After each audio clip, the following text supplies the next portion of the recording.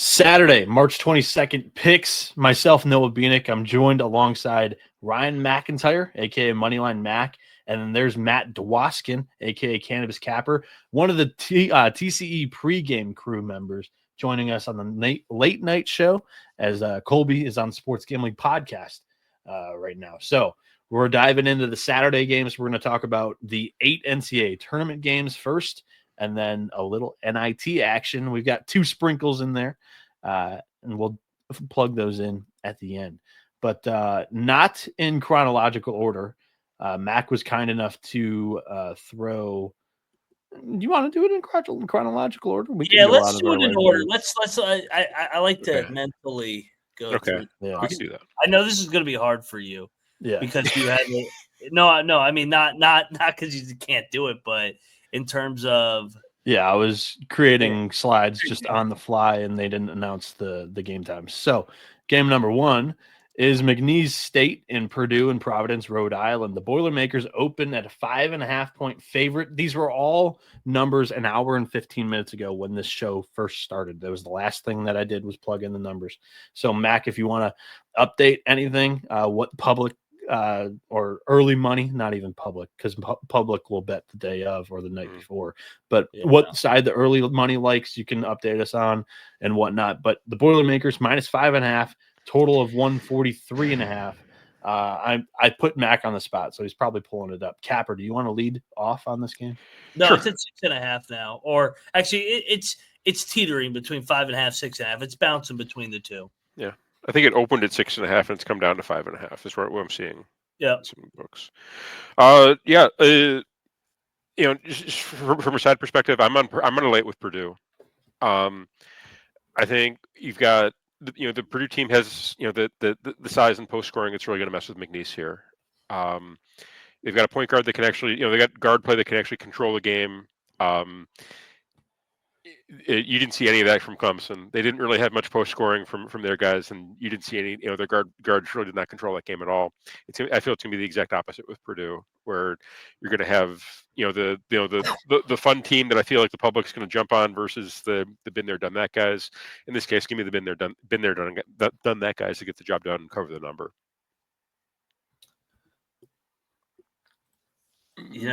Mac, you ready? Yeah, I like.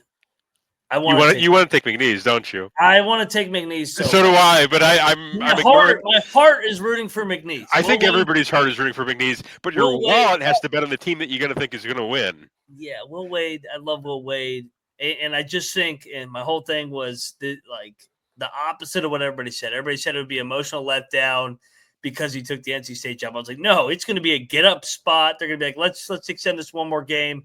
I think it's another 48 hours of a lot of PR, the managers getting fucking blown left and right. I mean, goddamn, they are getting so much PR right now, McNeese. Yeah. And in comes Purdue with these savvy veterans, Braden Smith, Fletcher Lawyer, Kaufman Wren. They've been here, done that. Matt Painter. I think Purdue wins by 10. I think that they're gonna shoot the ball better. They didn't shoot the ball well today, too. That was the other thing. Braden Smith didn't really make shots that much at all. I think that they're going to be able to, on a quick turn here, bother McNeese. And I think McNeese comes to an end here. But they got their first ever NCAA tournament win. I think Purdue wins by 8-12. Yeah. I'll lay the number with the Boilermakers. I hate doing it, man. This is a head pick, not a hard pick. Yeah. So I'll be running all the cocktail napkin numbers while Mac and Capper lead off on the handicaps. Okay. Cocktail napkin spit out a Purdue -3 and a total of 148.5. So I like the over here. Purdue's interior defense has been a little bit of an issue the entire season. Bottom 15 in field goal percentage against. McNeese doesn't shoot the ball well from outside. They don't even really shoot a ton of threes to begin with. So I feel like if they're able to get something to work down low and work the paint a little bit here against McNeese, maybe get TKR in foul trouble. They lack depth. That's the big thing about this Purdue team. It's the big three in Braden Smith, Fletcher Lawyer, and Trey Kaufman-Wren. Outside of that, there is some weakness due to inexperience and youth on the squad. I'm going to go with McNeese State as my pick. I'll take the points, but the over is what I'll be betting here. I like a bounce back performance from Braden Smith. TKR goes for his 20 and 10 like he always does. And maybe you get a couple of threes from Fletcher on the outside to really extend this one. Okay. So Bieniek picking against Purdue again is Boilermakers. And maybe that'll just propel them even more. This is an emotional hedge. You're getting your Boilermakers. Purdue and Michigan's going to end up in the championship if I keep fading them. So that's what I'm doing. I feel like if you're betting McNeese, you're getting too cute with it. That's my gut's telling me. I don't know if that bears out at all in any numbers. If I bet anything in this game, which I probably am betting, I'll take the over on this one. Okay. I'm going to lay it with Purdue for sure. Yeah, my heart wants to bet McNeese money line, but I have Purdue by 10 in my head. I would love to see it, but no, I'm laying it with Purdue. Let's go. All right, we jump back to the schedule. We're going to do this every time because then we're going to work some behind the curtain magic here and get the slide correct. So 2:40 p.m. Eastern, we head to Providence for Arkansas against St. John's, a rematch of two Kentucky State, the Bluegrass State rivals as head coaches there. The Johnnies are laying 6.5 as the early number, a total of 142.5. Mac, your analysis, where's the early money at currently? I would imagine St. John's will be the public side. Yeah, I mean, the Johnnies are the darling. Calipari's had Pitino's number in the tourney the last couple times that they've matched up. I know he probably had the better roster. I mean, who has the better roster? More talent? Yeah, who's got more talent? Does Arkansas have more talent? I'd take the Hogs. Yeah, so would I. On talent. Yeah, if you're stacking it up like dude versus dude, I think Arkansas has more talent. If you're going off of recruiting rankings, it's Arkansas. If you're going off of like team and guys and how the pieces fit together, I think St. John's is a better roster construction. Well, I wouldn't even argue that the pieces don't fit at Arkansas. They're just not put in the correct place. Exactly. That's what I was getting at. Yeah, that's correct. So the only two really quality teams that Johnny's played outside of the Big East, Power 5 level, were Baylor and Georgia. They lost both. I know that was in November. I know they're a different team. But they just made 14 threes tonight. Like I said, that's not what they do. I think that they're going to struggle to make shots against Arkansas. If they fucking make 15 threes again, I'll tip my cap. They haven't done that all year. This is a one-possession game. Yeah. It's going to be a classic between Calipari and Pitino. I would imagine, hey, Cal, Rick Pitino's going to throw a zone at you, so you better be ready for a zone. He'll throw back the zone at you. He watched Bill Self throw a zone at you. But I think Arkansas matches up pretty well with them. I don't think that the physicality of the Johnnies is really going to bother Arkansas because they're in the SEC and they're battle-tested. I think Arkansas is going to win the game outright, to be honest. I've been wanting to fade St. John's in this tournament. I tried tonight with Omaha. They just didn't have the dudes, but Arkansas's got the dudes. Okay. And they believe in Cal. They've been a top 25 team from about, mid-February on. I'll take the Hogs, man. Getting 6.5. Let's go. One possession game. Okay, Mac, does the location of this game matter to you at all? Yes, it will be a St. John's home game. Yeah. But I think Arkansas travels pretty well, too. I mean, those fans are fucking crazy. All right. I'm going to co-sign that I do think this is going to be a close game. This is probably going to be like a 1 or 2 possession game. And if I'm getting 6.5 points in a game, I think it's going to be a 1 or 2 possession game. I take the points. System play. I can't wait to watch this game. If the wife is going to try to talk to me during this one, sadly she's going to get tuned out a little bit. It's okay. I mean, it'd be actually a great time to ask me for something. I'll take care of it after the game. I can't wait to watch this. I am going to bet this. I'm going to bet Arkansas. I can't get to the money line with you, Mac, but I will take Arkansas plus 6.5. Really interesting numbers on the first two games here. They're kind of bouncing around that 6, that magic number. Yeah. Either -5.5 or -6.5. The way that Mac's been doing it the entire year is if it's the -5.5, you're taking the points. If it's the -6.5, you're laying it. That would be kind of what I would advise here too. Cocked on the napkin has -6.5 on the Johnnies. And for what it's worth, the total on the napkin is 145.5. I don't know if I'm buying what it's selling there. I think this is more of a these two coaches know each other very, very well. This is a rock fight. St. John's shot the lights out in game 1 against Omaha. They'll get a little bit of regression from deep. And Arkansas ran hot against Kansas for what it's worth. I do think that Kansas probably should have won that game if you replayed that. So I'll take the under and I'll take the Johnnies in this one. We move on to the next game, the third where game. do you think that thing closes? Say 4.5. I think it closes 4. I think it's going in the Arkansas way. So it means to go higher or lower. I think it's going higher. I think the Johnnies are going to catch all the action. I think you see like +4. I think the Johnnies will definitely be public just because they're New York's team and all the pub. But I think the big money will be on Arkansas. I think so too. Yeah. New York's team, the state of New York can't bet on New York's team, so they can go up to Providence. Hurdle there. Can they go across? Can't they go to they can go to New Jersey and bet them, but it's I'll say a little bit of a hurdle. 5.5. I'll say 4.5 close. All right. I like the Johnny side. Historically, another trend too. Team that plays the last game of the night with a quick turn with an afternoon game, less than 48 hours. Historically, not good ATS. Okay. Yeah, but I don't know if it was the last game of the night. It was like the third to last. I don't know how loose you are with that. No, it's the final. It's the final game of the Thursday or Friday night, and they have the early game Saturday or Sunday. I mean, this is kind of a little bit of a quick turn for laying north of 2 possessions, in my opinion. Pitino's been there, done that, right? Yeah, they both have been there, done that. They're both fucking slimy Italians here. they know each other like the back of their hand, baby. This could be a buzzer beater one way or the other. Let's go. Can't wait for this game. And by the way, one last thing. I know I'm rambling. I love having 4 games on at once, the quad box and all that shit, 8 games.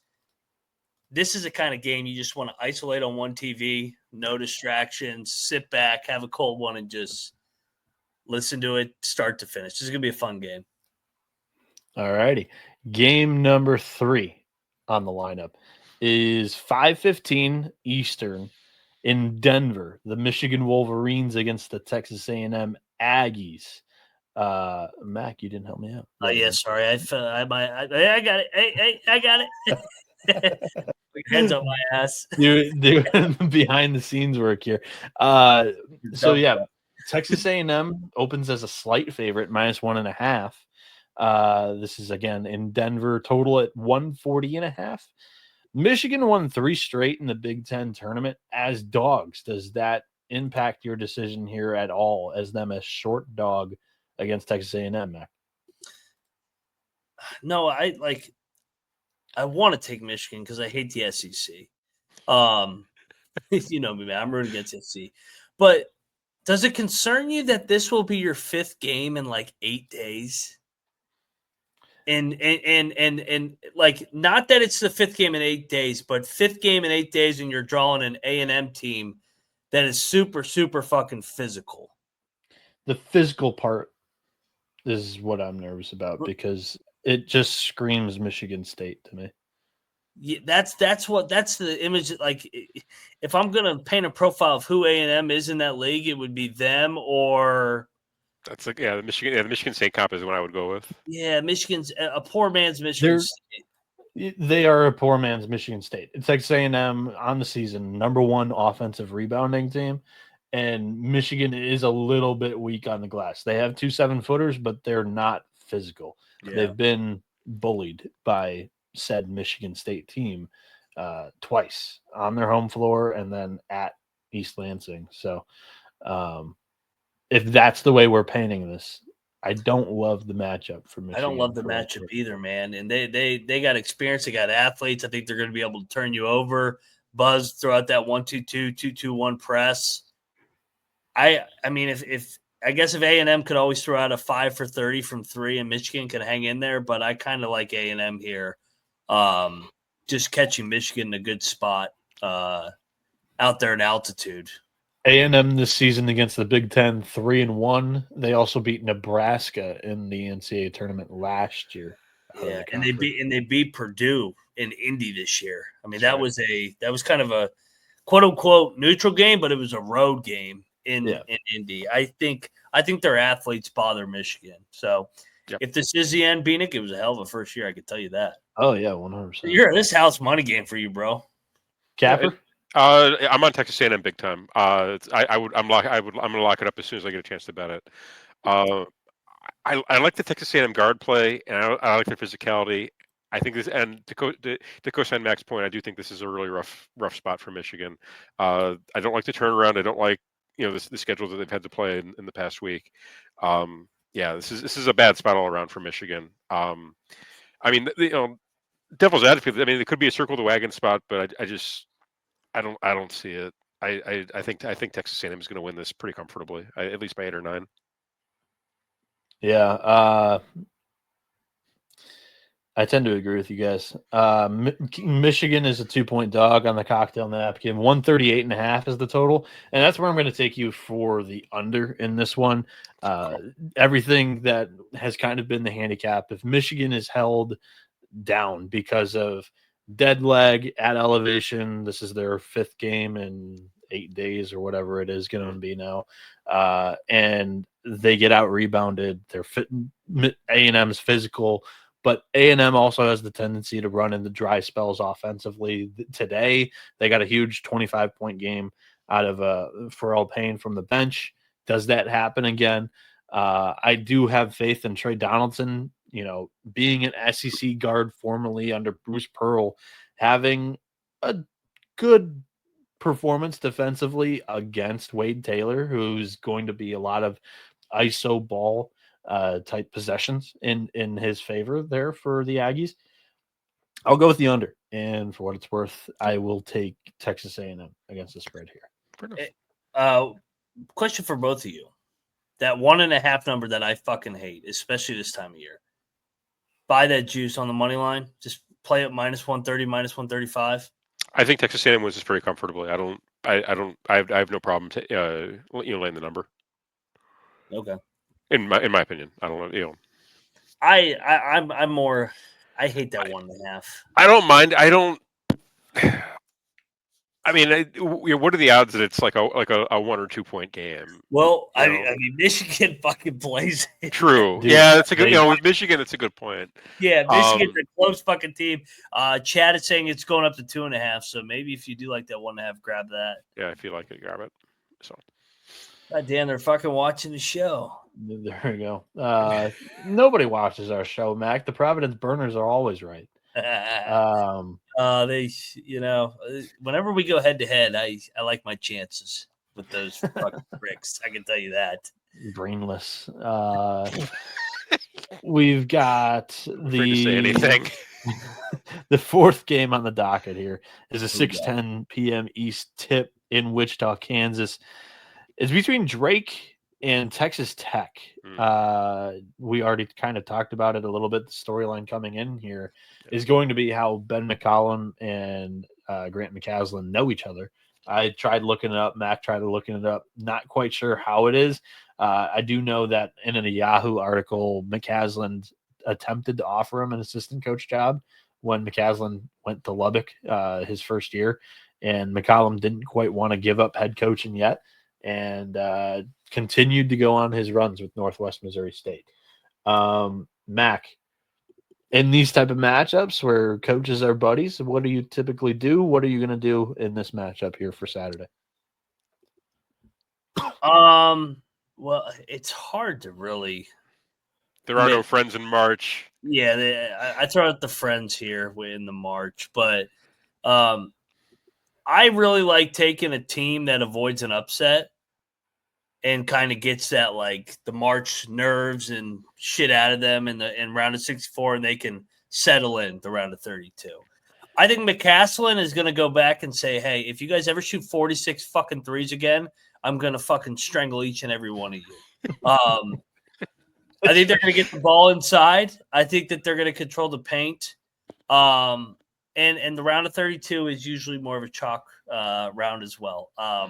The round of 64 is a big dog round. I like Texas Tech here by double digits. I think that Big 12 size athlete can make some adjustments here. I think Missouri and Texas Tech from an eye standpoint look the same, but Texas Tech is actually well coached and well structured.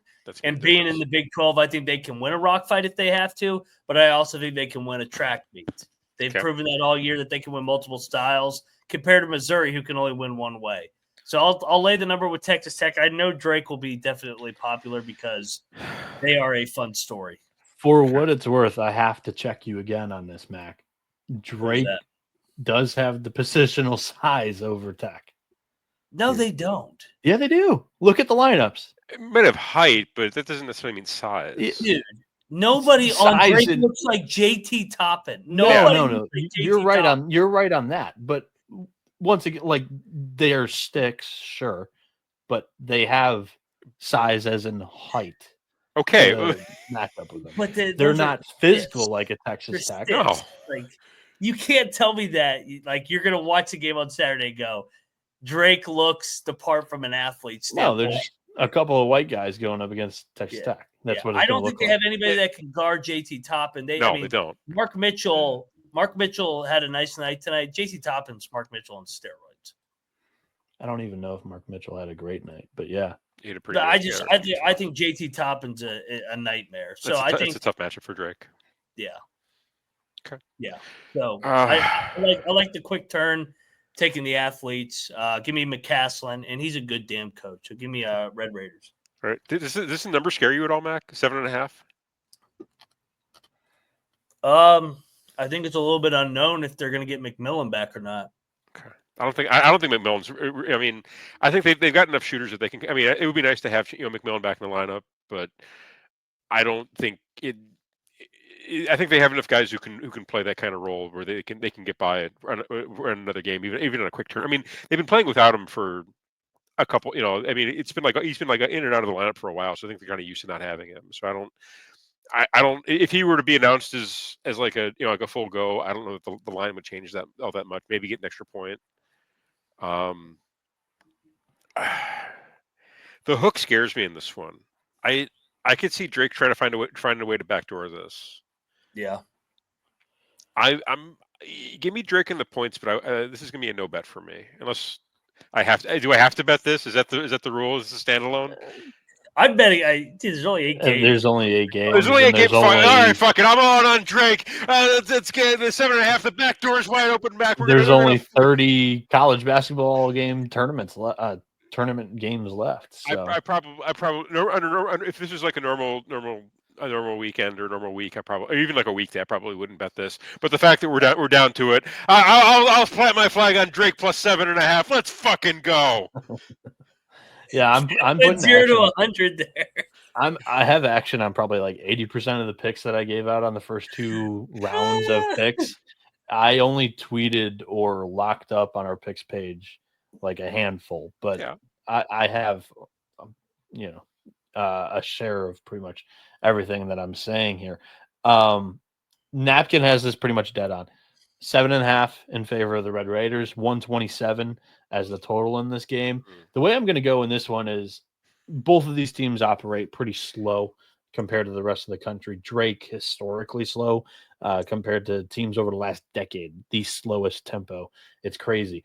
I think if you want to operate it like at that pace against a team like Texas Tech who won't, be opposed to doing that, I'll take the team with plenty more talent, an NBA 5 or 4. He'll probably be an NBA 4, but playing the 5 for the Red Raiders.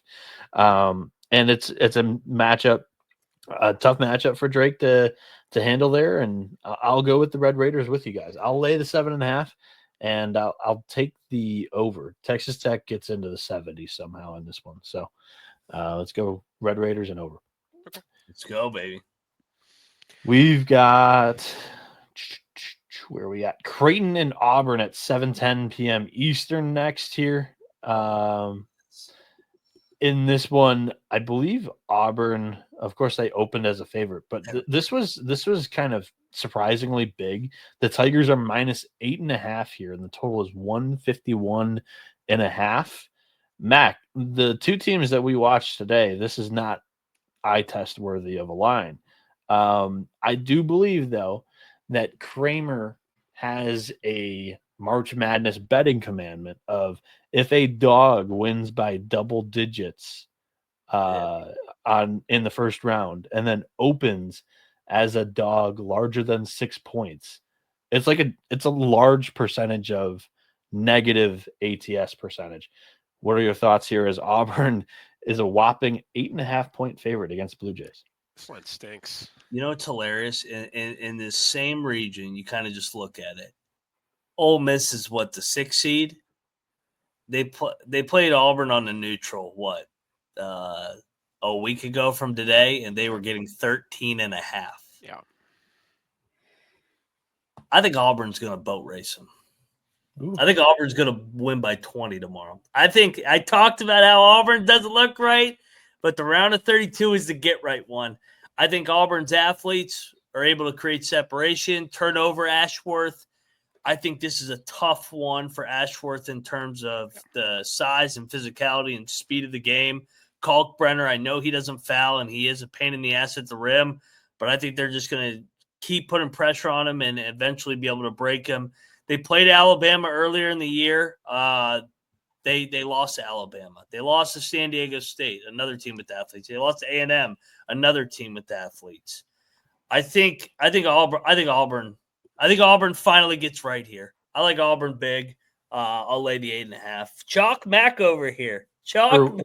Have I taken a dog yet? Oh, it's Ryan Chalk and Tire is the preferred nomenclature. I got the chat all fucked up. They're like, what the fuck? He's bet dogs all year now. He's chalking it up for the bad.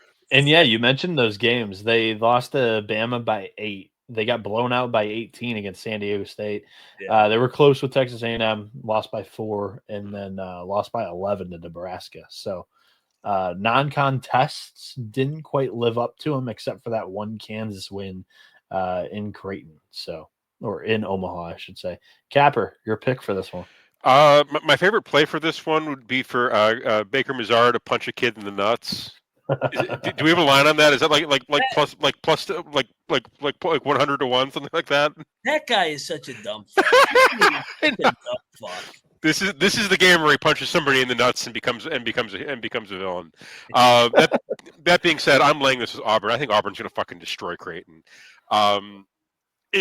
Anytime Ashworth and Kalkbrenner run into like legitimate athletes, they fold up a bit. I think this version of Creighton, they've got a couple athletic guys, but I don't think they have near the roster that Auburn has. And I just think Auburn just it's a case of athletes plus good coaching plus really good at basketball, really high IQ. And I just think that Auburn's just the better team. And I think this line is way too short for this game. Again, if this was like in the non-conference, I think you'd be seeing Auburn getting 12, 15, something crazy like that. Again, just the fact that there's a quick turnaround, the line is a bit shorter than it should be. Let's make the books pay for that. Lay it with Auburn. Let's fucking go. Did Auburn make shots? They did actually make a couple shots today, but they do fit the profile of the team that got the jitters out of the way. No, yeah, like I talked about in the recap portion, a bunch of seniors from a team that lost their first round game last year. Assholes were tight is the way to go about that one against Alabama State. And the freshman, Tahad Pettiford, off the bench was their best player to prove that point even further. So now that you got the win under the way, you're loose. Bruce Pearl gets to have some teaching points, get a fire under their ass here going into game 2. You saw Creighton up close and personal. They have the bigs to match Kalkbrenner and Janai Broom and Dylan Cardwell, who are both very good defensive bigs as well. And Jemiah Neal had a career night today. I don't know if he's going to repeat that. So no. I mentioned the trend at the top. just dogs that win outright and then open up as dogs once again, even larger than that spread. Just not a very good percentage. Are we getting a little too cute with the Tigers? I don't know, but I'm going in with you guys. This is a triple play for what it's worth. No, the Creighton side would be the cute side here, I feel. Okay. All right. Next game we are going to talk about is BYU and Wisconsin. This one's at 7:45 p.m. Eastern in Denver, Wisconsin. Saving white basketball. Let's fucking go. Exciting whites. The Badgers -1 point favorite. Total opened at 155.5. For what it's worth, that Creighton Auburn game, cocked on napkin, had it -8, 152.5. But again, BYU Wisconsin, Wisco -1, 155.5 is the total. Mac, how do you dice up the two? So I know I had VCU today, but I also said the winner of this game I'm taking against Wisconsin. Like it wasn't an anti-BYU play. I just loved VCU, and that's been my team all year. So everything I just said with Michigan, Noah, add another game for Wisconsin. Yeah. I mean, what is this game number 6 in 9 days? Yeah. In altitude against that BYU pace and space? I mean, Wisconsin plays at a good pace this year. They do, but I just think it's going to be kind of a road game as well for BYU. I actually think this one will flip by tip. I think BYU actually will go off as a favorite. I like BYU, man. They're playing at a high level. They're playing with a lot of confidence here. It's going to be virtually a home game, and I just think that they're going to be able to make shots. I'm looking for a common opponent between the two, just to put a little bit of perspective on it. I don't really see one. No, do you see a common opponent between the two? Not really. No. Not sure I do. Not I can think of. Yeah. I mean, who would be the comparison of BYU in the Big Ten? I guess Illinois, but when they played Illinois, their whole team was fucking sick. Yeah, I think that's the correct comparison, though. There aren't many BYU teams in the Big Ten, and that's kind of why the Big Ten struggles overall in the NCAA tournament. Yeah. They're all cookie cutter, aircraft carrier bigs going up against each other, playing physical. Yeah, it's accurate. And I think BYU is going to be able to control the paint. Kada, I think, is going to be able to match up with Crowell, bother him with his physicality, and I think just those BYU shooters. I think they're deeper. I think in altitude, second game in as many days. For Wisconsin, their fucking 6th game in 9 days. Got to play BYU now. Tough spot, in my opinion. Give me BYU to make enough shots here and get it over the finish line. And Kevin Young, in my opinion, Sweet 16 year 1. I think this will flip by Saturday. Okay. Capper. My only concern here is that we get a crazy shooting game out of Wisconsin. So I just want to double check and see how they shot today. Just to see if there's yeah, they shot. I thought they shot it pretty freaking well today. Did they not? Sorry, my tablet is slow. Team stat. So that's my concern, is that if we could get like a crazy shooting game out of one of these teams. So 55% from the field, 30%. That's not crazy. Okay, so there's not like a super high variance that they're going to bounce back. They're going to bounce off of. I'll ride with Mac. I'll take BYU. I just the spot in elevation, second game, the quick turnaround. Again, Wisconsin having to play so many games in so many days, I think it's going to take a toll on them. And this is like not this. You don't want to be playing in elevation against this team if you're on tired legs. So I think it's going to come into play. You could talk me into like a Wisconsin first half, BYU second half. That I could be talked into, because I do see a universe where Wisconsin could come out hot, maybe have like a short lead going into the second half, and then BYU catches up to them and rolls. But I do feel like every time I've tried to fade BYU, they've come up and got me, and I think the line's telling what's going to happen here. I think if this was on a neutral, it'd be a bit heavier towards Wisconsin, and the fact that it's so short kind of points me in the direction of BYU. So give me BYU in the money line. I don't, if there's a point advantage, I'll take it, whatever. But I'm not gonna. I'll just I'll ride with BYU here. Yeah, the cocktail napkins got this pretty much right on the dot. Wisconsin as a half-point favorite, not even a 1-point favorite. Total at 156. So I'm going to stick with my bracket handicap. I like BYU. It seemed to play pretty well into their advantage early. Fans got going in Denver there at elevation. It's one, close in proximity. Two, they're already used to the altitude and multiple games and a 3-day weekend like you typically sometimes do get on a Saturday, Tuesday in the Big 12. Wisconsin's never experienced that this season, I don't believe. And yeah, this is their 6th game in 9 days or something like that. So I'll take BYU plus the point. I think they win it on the money line. And for what it's worth, I think it goes under, because if Wisconsin falls off in the second half for all the reasons that I mentioned, that would probably lead to an under there. We've got just 2 more games to go. Dude, at 8:40 fire. At 8:40 p.m. East in Wichita, Kansas, the 8th seed, who's currently 7th on KenPom, is Gonzaga taking on Houston.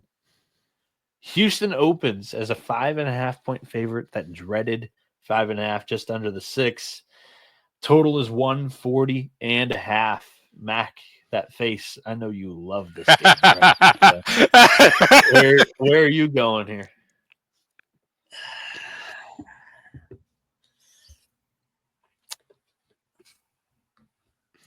Houston's my national championship pick. It is too cute to take the Zags. Houston by double digits. I feel like this is going to be the fake sharp play today. Everybody's like, "Oh, look at their KenPom rating. It's just as good as Gonzaga or Houston's." Listen, Gonzaga played out of their mind today. This reminds me, Noah, of and you were on this right last year, and I fell for the trap. This reminds me of North Carolina versus Michigan State in that 1-8. Everybody's going to talk themselves into the Zaga streak and all this and all that. These fucking dogs at Houston don't give a fuck about no fucking streak. They're gonna slap them around. This team's on a mission. They got better guards, in my opinion, tougher guards, more battle tested guards, and I think Roberts is a little more healthier than I initially thought.